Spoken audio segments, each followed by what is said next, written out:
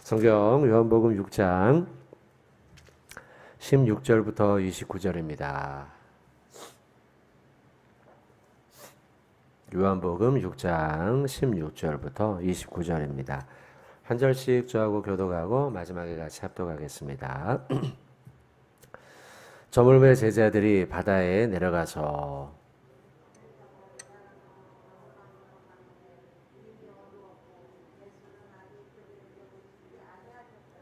큰 바람이 불어 파도가 일어나더라.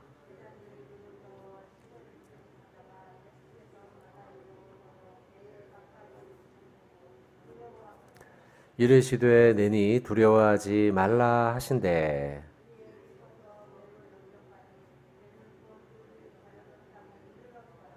이튿날 바다 건너편에 서 있던 무리가 배 한 척 외에 다른 배가 거기 없는 것과 또 어제 예수께서 제자들과 함께 그 배에 오르지 아니하시고 제자들만 가는 것을 보았더니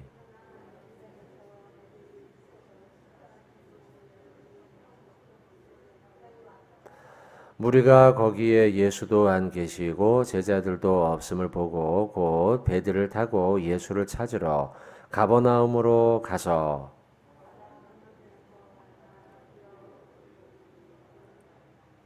예수께서 대답하여 이르시되 내가 진실로 진실로 너희에게 이르노니 너희가 나를 찾는 것은 표적을 본 까닭이 아니요 떡을 먹고 배부른 까닭이로다.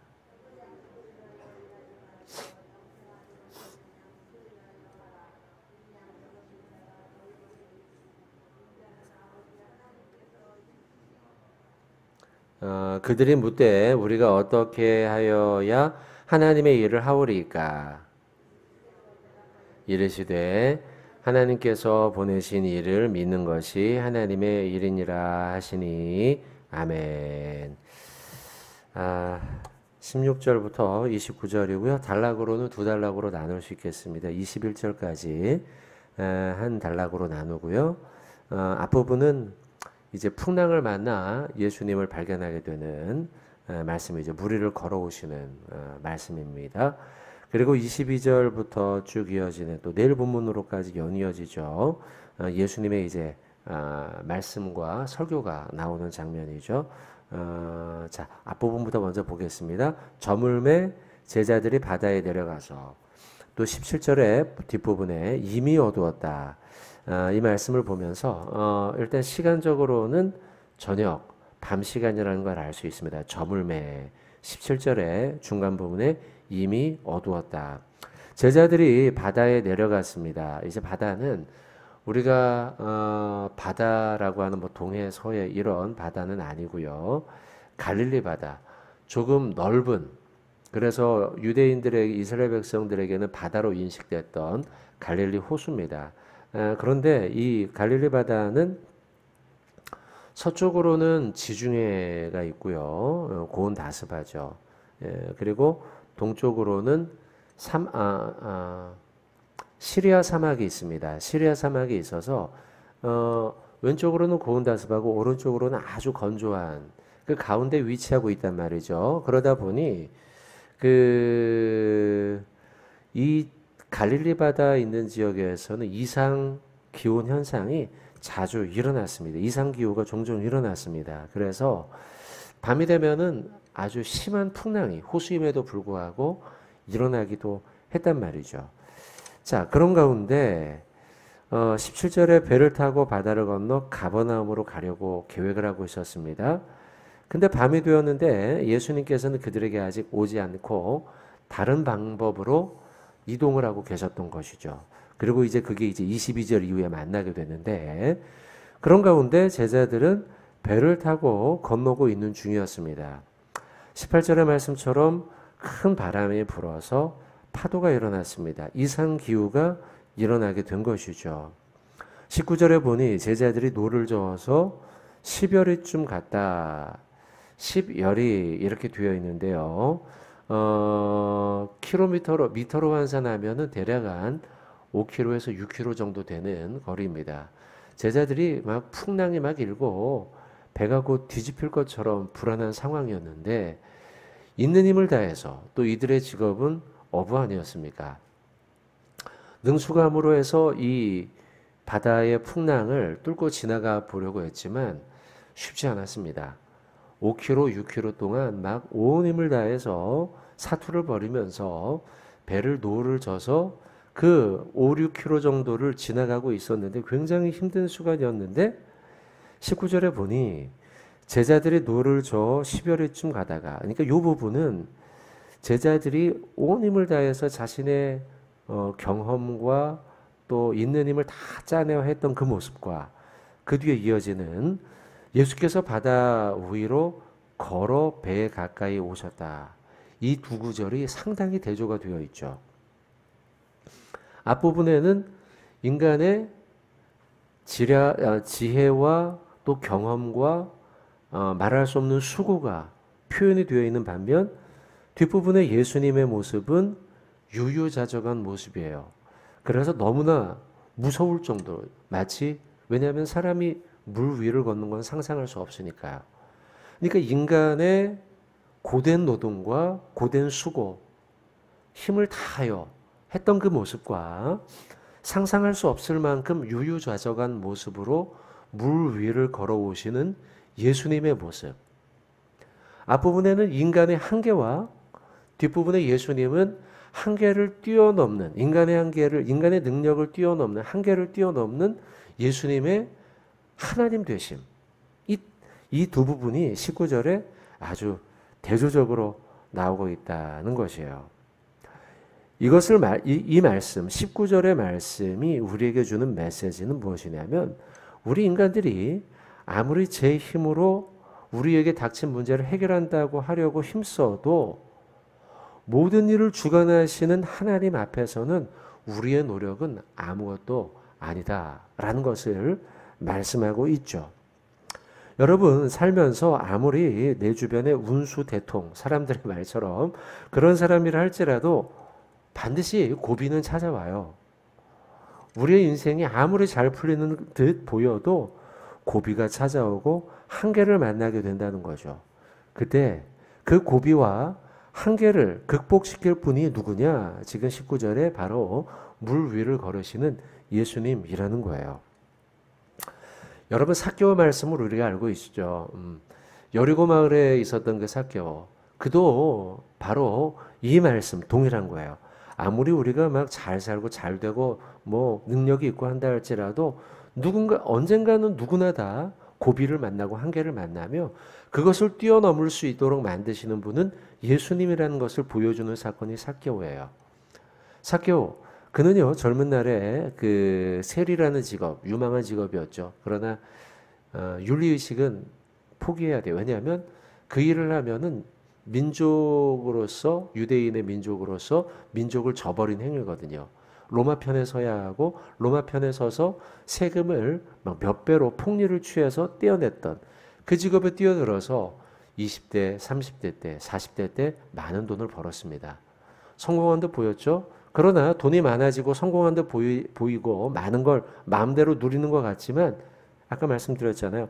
아무리 잘 나가는 사람이라 할지라도 반드시 고비가 찾아오고 한계가 찾아온다. 삭개오도 찾아온 거예요. 중년의 나이에. 40이 되고 50이 되고 50 후반 중반 60 되고 한계가 찾아와요. 내가 뭘 하면 사는 거지? 친구가 한 사람도 없어요. 돈은 많이 벌었지만 자신의 인생이 허무해 보여요. 그때 허무함에 빠져있던 그에게 예수님이 찾아오지 않습니까? 삭개오야 나무에서 내려와라. 그때 그는 삶의 방향을 찾죠. 부자가 됐지만 허무함을 느끼고 한계를 느낀 거예요. 그 문제를 해결해 주신 분이 바로 나무에서 말씀하신 예수님이라는 거죠. 여러분 사도 바울도 마찬가지 아닙니까? 젊은 날에 많은 학문을 했어요. 공부를 많이 했단 말이죠. 가멜리엘 문화에서 지금으로 치면 카이스트고 서울대예요. 좋은 대학에 나와서 유망한 자였어요. 그곳 가운데서도요. 그래서 그가 아주 잘 나가는 것 같았는데 근데 내 잘 나가고 있는 방향이 잘못된 것이라는 걸 예수 앞에서 발견하게 되죠. 담에색에서요. 예수님을 발견하고 난 다음 그는 나의 방향이 잘못됐다라는 것을 알고서 그리고서 인생의 방향을 바꾸죠. 그리고 사도행전에 그리고 뒤에 이어나오는 고린도전후서 수많은 성경을 쓰면서 인류 역사상 이렇게 위대한 인물이 없죠. 많은 사람들에게 영향을 끼친 인물이 없어요. 바울의 인생이 말하는 바 무엇이냐? 아무리 대단한 삶을 사는 삶이라 할지라도 반드시 고비와 허무함과 한계를 만난다는 거죠. 그때 그 문제를 해결해 주실 분이 누구냐? 예수 그리스도라는 거예요. 여러분, 우리가 성령님을 부를 때 뭐라고 부릅니까? 보혜사 하나님이라고 부르지 않습니까? 그 말의 뜻이 뭐냐? 돕는 분이라는 거예요. 내 한계를 돕는 분. 그래서 보혜사 성령님은 제가 지금 여러분들에게 말씀드린 이 한계를 뛰어넘는 이 분야의 전문가예요. 성령님을 찾아야 된단 말이죠. 자, 성경 몇 구절 찾아볼게요. 빌립보서 4장 13절입니다.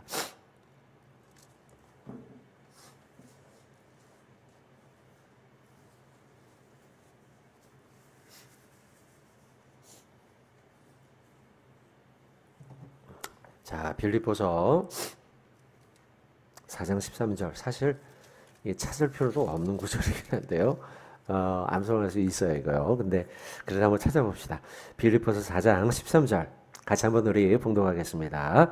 내게 능력 주시는 자 안에서 내가 모든 것을 할 수 있느니라. 아멘. 믿으시죠? 말씀을요? 아멘. 여러분, 바로 그래요. 우리가 한계, 살다 보면 한계를 만날 수밖에 없죠. 어쩌면 뭐 여기 계신 분들 가운데 어제 한계를 경험했을 수도 있어요. 뭐 건강의 한계, 직장의 한계, 뭐 자녀, 야, 내 마음대로 아이들이 안 돼. 뭐 이런 것들이 있지 않습니까? 뭐 이런 한계들을 만날 때 우리가 다시 한번 암송해야 할 말씀이에요. 빌립보 4장 13절. 내게 능력 주시는 자 예수 그리스도 보혜사 성령님이죠. 그분 안에서 내가 모든 것을 할 수 있다. 또 한 구절 더 찾아보죠. 마태복음 11장 28절이에요. 우리가 한계를 만났을 때 반드시 암송해야 할 말씀. 이 말씀도 사실은 암송하는 구절이죠. 11장 28절입니다. 마태복음 11장 28절. 자, 같이 한번 우리 봉독하겠습니다. 수고하고 무거운 짐진 자들아 다 내게로 오라. 내가 너희를 쉬게 하리라. 뒤에 있는 것도 29절 30절도 읽겠습니다. 나는 마음이 온유하고 겸손하니 나의 멍에를 메고 내게 배우라. 그래야면 너희 마음이 쉼을 얻으리니 이는 내 멍에는 쉽고 내 짐은 가벼움이라 하시니라. 아멘.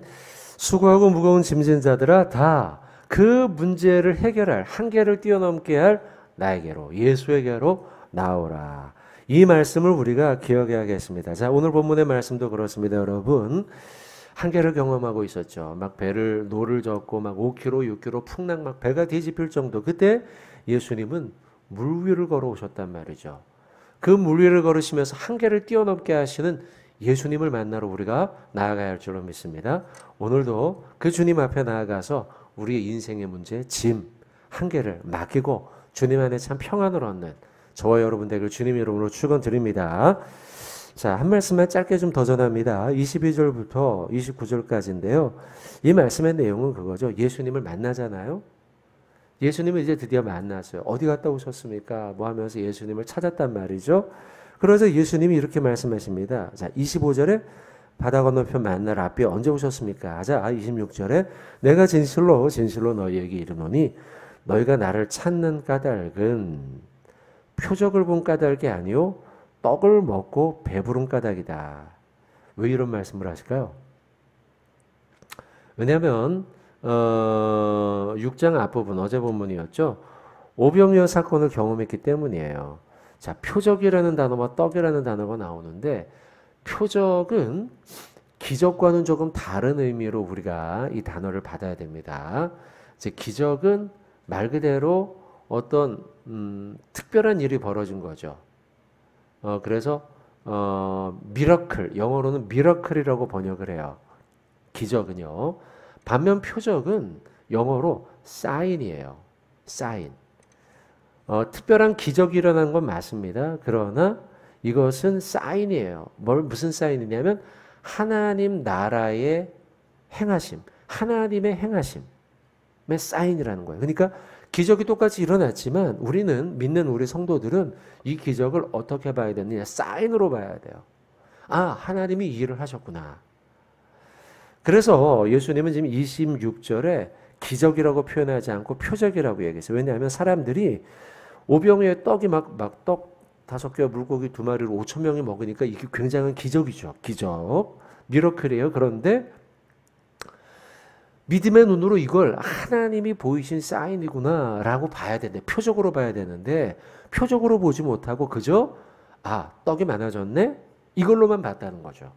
그래서 예수님이 그들을 향해 말씀하신 거예요. 너희가 나를 찾는 건 지금 하나님의 사인으로 보지 못하고 어떻게 하면 떡 좀 더 먹을까? 요 생각만 했다는 것이죠.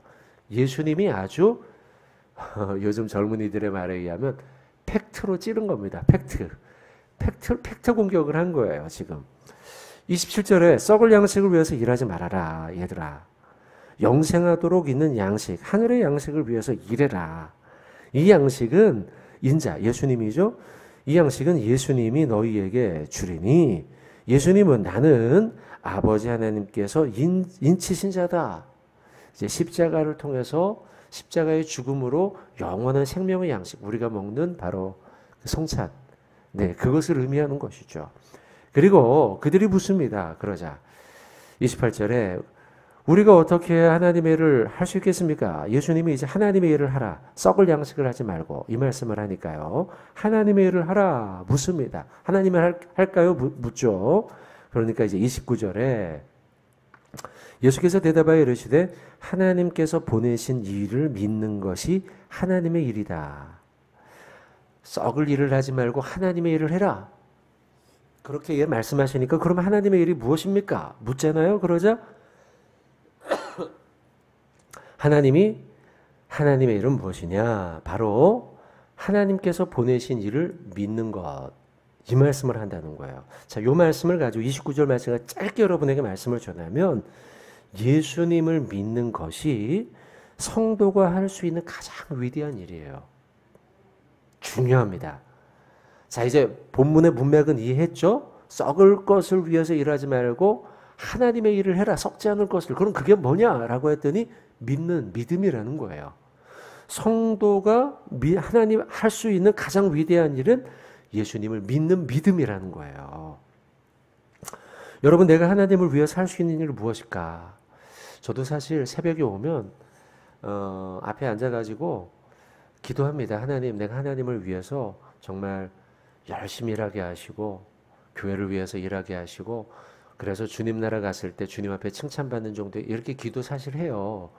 그런데 오늘 말씀을 보면 다시 위치 수정. 다시 수정하는 거예요. 내가 뭘 할 수 있을까? 하나님이 근데 나에게 주시는 메시지는 뭐냐면 유 목사야, 네가 해봐야 뭐 하겠냐? 나나 열심히 믿어. 이거예요, 여러분. 우리가 교회에서 맡은 직분과 직책이 있잖아요. 교사도 하고 뭐도 하고 뭐 성가대도 하고 뭐 여러 가지 하지만 다시 우리에게 주시는 메시지는 뭐냐면 그래, 열심히 한다. 근데 그거 다 좋은데 나만 열심히 믿어. 이게 본질이고 핵심이에요. 사실 여러분, 이 고백을 하고 하나님의 일을 하는 사람은 위대한 일을 해요. 근데 내가 하나님의 일을 하겠다고 뭐도 하고 저는 이것도 하고 저것도 하고 뭐도 하고 뭐도 막 이러는 사람은 정작 해야 할 일을 놓쳐버려요. 그러니까 정말 중요한 일은 뭐냐? 내가 하나님을 위해서 할 수 있는 일이 무엇이냐?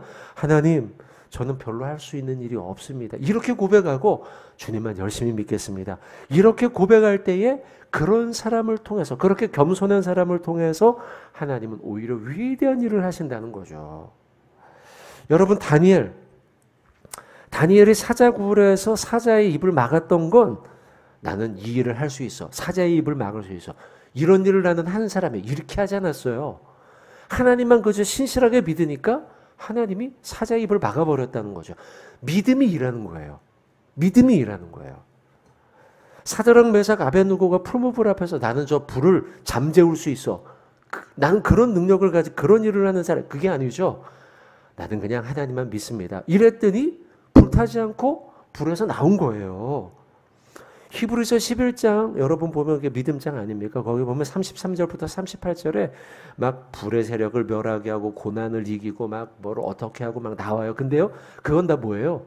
내가 그런 일을 할 수 있어가 아니라 믿음으로 살아가니 믿음으로 살아가는 자에게는 그런 역사가 일어난다라는 거예요. 여러분, 그러니 우리가 추구해야 할 바는 뭐냐? 믿음이에요.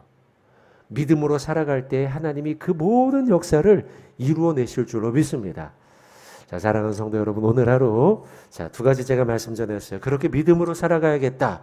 또 예수가 없는 우리 인간의 능력에 한계가 있으니 주님을 만나야 된다. 그때 주님이 그 한계를 뛰어넘게 하신다. 말씀을 전했습니다. 두 가지의 말씀으로 오늘 하루 승리하시는 저와 여러분 되길 주님의 이름으로 축원드립니다.